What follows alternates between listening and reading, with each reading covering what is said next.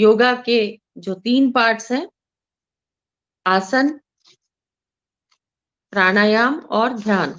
तो asana means the various postures of the body, जिसमें muscles का रिलैक्सेशन होता है। Then pranayama is the breathing exercises and dhyana is the meditation. तो deep breathing and conscious relaxation activates the parasympathetic nervous system and promotes its rest and renew functions. तो जैसा कि हमने ऊपर पढ़ा, पैरासिम्पैथेटिक नर्वस सिस्टम से रिलैक्सेशन रिस्पॉन्स एक्टिवेट होता है और रिलैक्सेशन रिस्पॉन्स को हम रेस्ट और रिन्यू स्टेज भी बोलते हैं। तो जो रेस्ट एंड रिन्यू फंक्शंस हैं वो हमारी बॉडी में स्टार्ट हो जाते हैं and it is because of yoga. तो धीरे धीरे जो स्ट्रेसर्स या जो एनवायरमेंटल थ्रेट है उसके प्रति हमारा जो रिस्पॉन्स है वो कम हो जाता है और फाइट और फ्लाइट रिस्पॉन्स जो था उसकी इंटेंसिटी यानी उसकी तीव्रता को ये कम कर देता है। जब हम कंटिन्यूअसली योगा की प्रैक्टिस करते हैं तो कंटिन्यूअसली हमारा जो पैरासिम्पैथेटिक नर्वस सिस्टम है वो ज्यादा एक्टिव हो जाता है। तो जो फाइट और फ्लाइट रिस्पॉन्स हमारा था उसकी इंटेंसिटी कम हो जाती है। स्ट्रेस देने वाली बात को हम उतना सीरियसली फिर नहीं लेंगे। वील फील उतना ज्यादा परेशान हम नहीं होंगे बिकॉज हमें हमारे अंदर जो पैरासिम्पैथेटिक नर्वस सिस्टम है वो ज्यादा एक्टिव है। तो जो बाहरी चीजें हैं उनसे हम बहुत जल्दी घबराएंगे नहीं, इतना ज्यादा पैनिक नहीं होंगे, परेशान नहीं होंगे। यानी कि जो फाइट और फ्लाइट रिस्पॉन्स है उसकी इंटेंसिटी कम हो जाएगी, वो उतना ही रहेगा जितना कि हमारी बॉडी के लिए एसेंशियल है। देन फिर हम जो पोटेंशियल स्ट्रेसर्स हैं उनको हम चैलेंजेस की तरह लेंगे रादर देन थ्रेट्स। तो यू माइट हैव सीन कि कुछ लोग जो होते हैं एक नॉर्मल बात को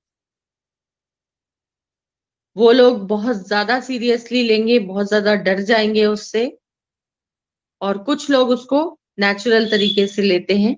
फॉर एग्जाम्पल अभी जैसा कि चल रहा है दिस कोविड इज स्प्रेडिंग, तो कुछ लोग इससे बहुत ज्यादा डरे हुए हैं, कुछ लोग इसको नॉर्मल तरीके से ले रहे हैं। They are just taking the precautions but they are not in a panic state.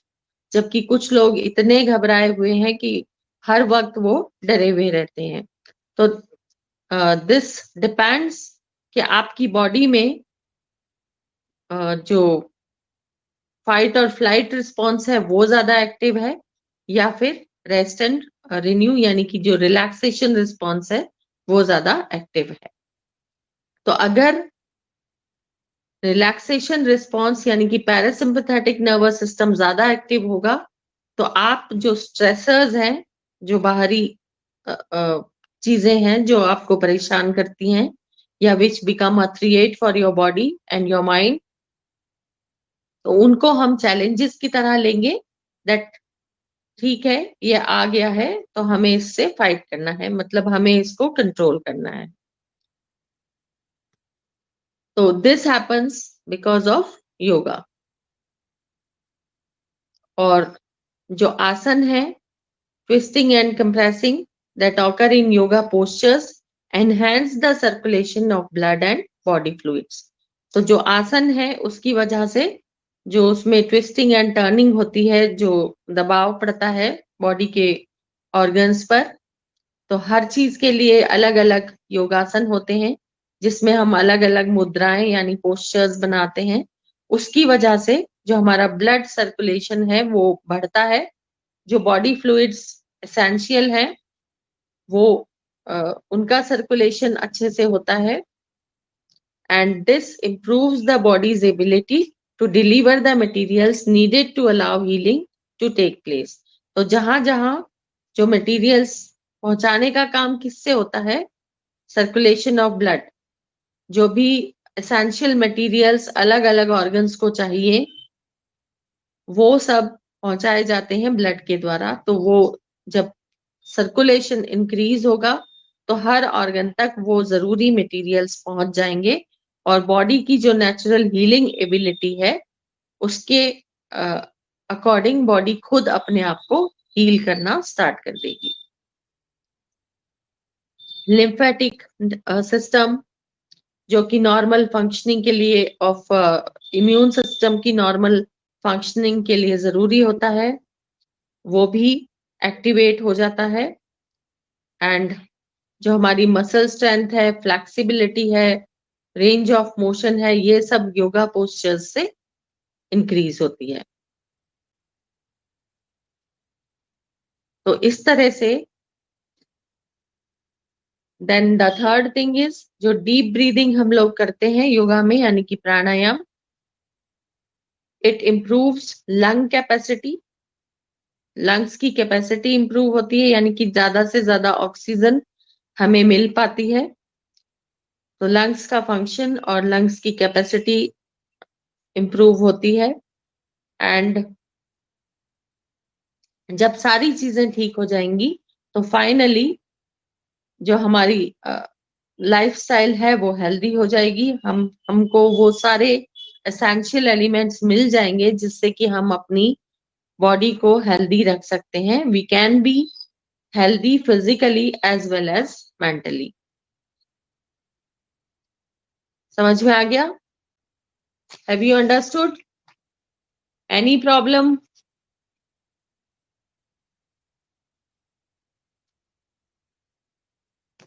Yes, anything which you want to ask? Is it clear? So main question इसमें से यही बनता है.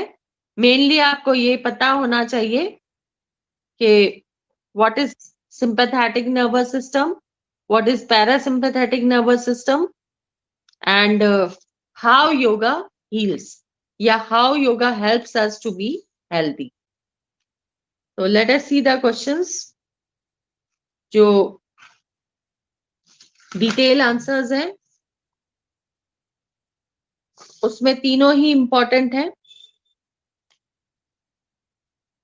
Which is the main conclusion of this lesson.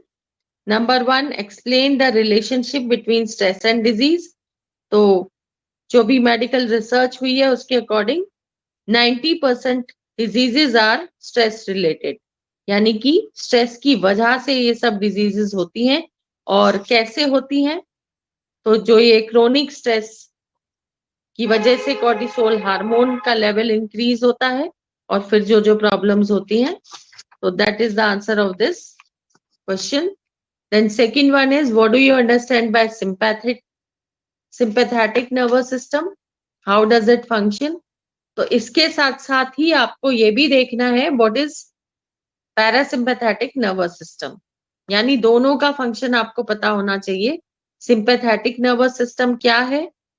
इसको दूसरी भाषा में दूसरी तरह से ये भी पूछा जा सकता है व्हाट इज फाइट और फ्लाइट रिस्पॉन्स. और पैरासिम्पैथेटिक नर्वस सिस्टम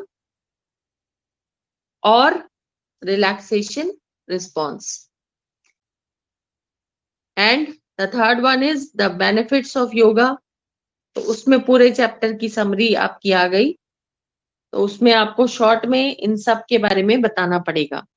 सबसे पहले स्ट्रेस रिलेटेड हैं डिजीजेस. स्ट्रेस क्या करता है आपकी बॉडी में और योगा कैसे इसको ठीक करता है. तो उसमें आपका सिंपैथेटिक नर्वस सिस्टम आ गया, पैरासिम्पैथेटिक नर्वस सिस्टम आ गया. उसके बाद तीनों जो पार्ट्स हैं योगा के वो क्या क्या करते हैं. तो अलग अलग जो पैराग्राफ में आपको बताया गया है कि डीप ब्रीदिंग की वजह से लंग कैपेसिटी बढ़ती है.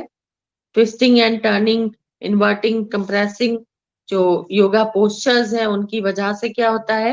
एंड देन फाइनली जो पैरासिम्पैथेटिक नर्वस सिस्टम है वो एक्टिवेट हो जाता है, और उसके एक्टिवेट होने की वजह से क्या होता है। Then so all these 3 questions are important. Short वाले हम फिर से देख लेते हैं एक बार। For what diseases can yoga be a therapy? तो all these diseases mentioned here, जो स्टार्टिंग में दे रखे हैं। It can be a therapy for cancer, infertility, lung disease, multiple sclerosis, Parkinson's disease, insomnia, high blood pressure, joint pain, and many more. Cardiovascular diseases, depression, and all these diseases. Which diseases are caused by stress? तो ये second paragraph में generally stress की वजह से होते हैं cardiovascular disease, depression and some types of diabetes mellitus.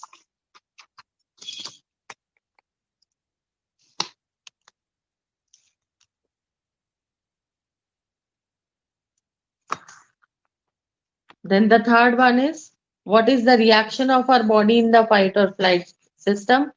तो जो मेन 3 क्वेश्चंस ये डिटेल वाले अगर आप करते हैं तो शॉर्ट वाले आपके अपने आप हो जाएंगे। तो फाइट और फ्लाइट सिस्टम में क्या हमारा रिएक्शन होता है बॉडी का? Either we have to fight with the environmental threat और we have to flee from it. यानी या तो हमें उससे लड़ना होता है या उससे भागना होता है। Right the main hazards of stress.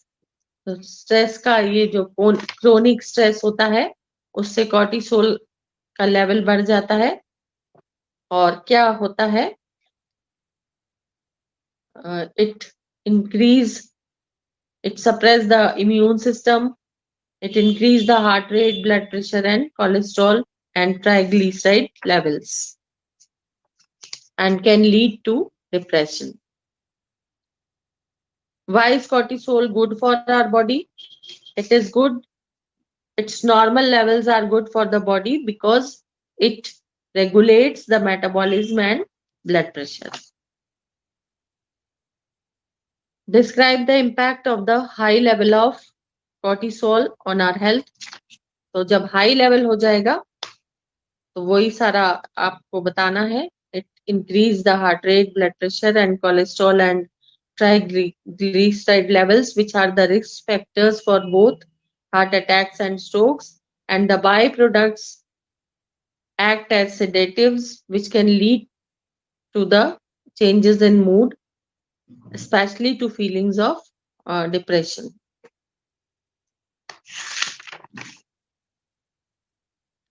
Then how can parasympathetic nervous system be activated?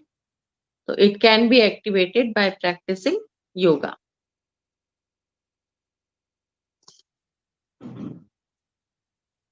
What is the result of rest or renew in our body?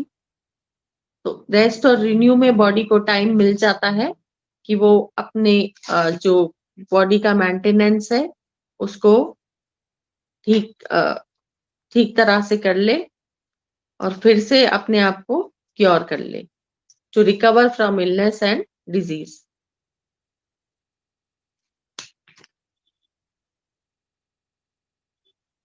What is important for the promotion of long term health? तो long term health के लिए जरूरी है कि हम योगा की practice करते रहें और अपने पैरासिम्पैथेटिक नर्वस सिस्टम को एक्टिवेट करें।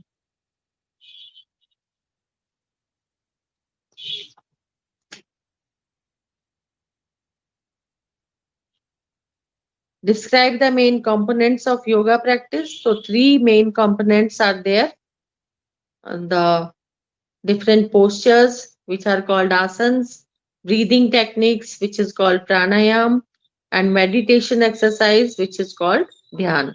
These are the 3 main components of yoga. What does the practice of yoga encourage? तो वो benefits of yoga जो थर्ड डिटेल आंसर आप करेंगे तो उसी में ये सब आ जाएगा। Is it clear?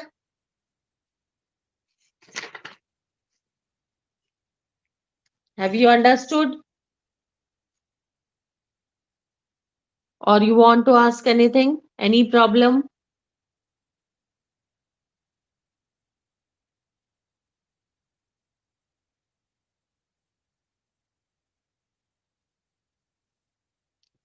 Okay.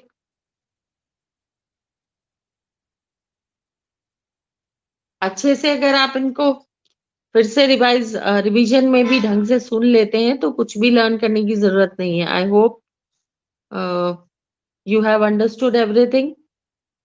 तो याद भी हो गया होगा.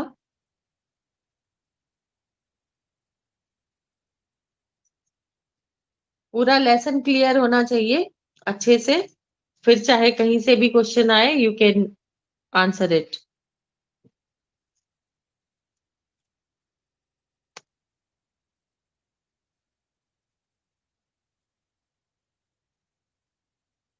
ओके देन नेक्स्ट क्लास में हम करेंगे लेसन नंबर 6.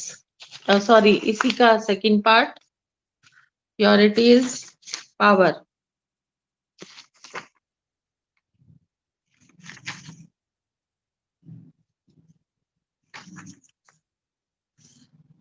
इसी के सेकंड पार्ट का हम रिवीजन करेंगे.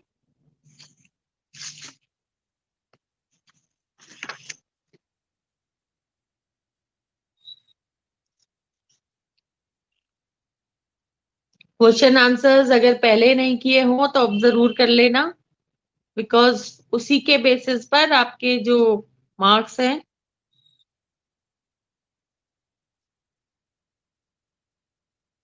वो बोर्ड में भेजे जाएंगे.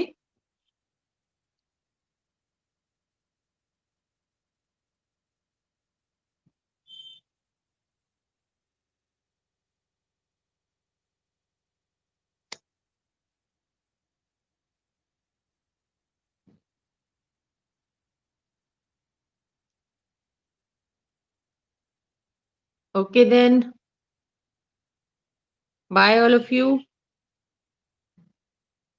एक बार और इसकी रीडिंग लगा लेना तो ये जैसा कि मैंने कहा है चैप्टर्स पूरे क्लियर होते जाएंगे. तो दोबारा से आपको इनको लर्न करने की जरूरत नहीं होगी.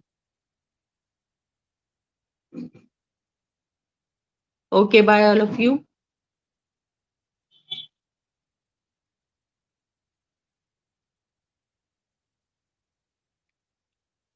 Yes have a nice day.